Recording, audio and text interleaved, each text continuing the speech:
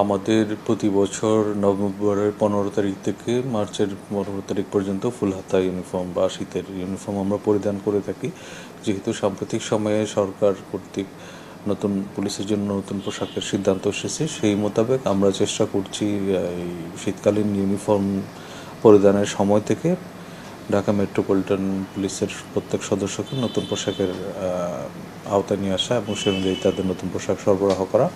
ইতিমধ্যেই কাজটা আরম্ভ হয়েছে এবং এ পর্যন্ত প্রায় 20% পুলিশ সদস্যকে আমরা এই নতুন পোশাক সরবরাহ করতে সক্ষম হয়েছি।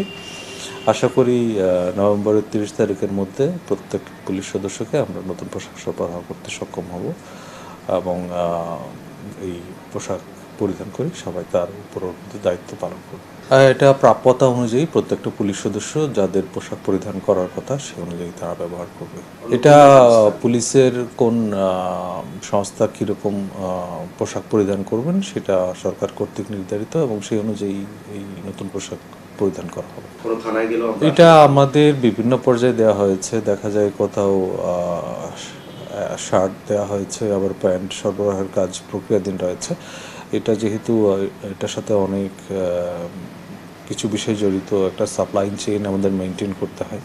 সব কিছু মিলে 30 তারিখের মধ্যে আমরা আশা করি সবাইকে নতুন পোশাকের আওতায় আনা সম্ভব হবে। না, কোনো থ্রেট আমরা দেখছি না।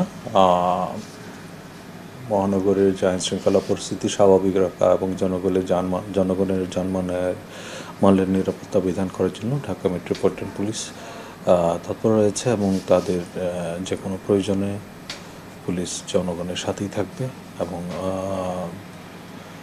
সামাজিক যোগাযোগ মাধ্যমে কর্মসূচি যারা ঘোষণা করেছে তাদের এইসব নিয়ে জনগণের হয়তো আতঙ্কিত হওয়ার কোনো কারণ আছে বলে আমরা মনে করি না।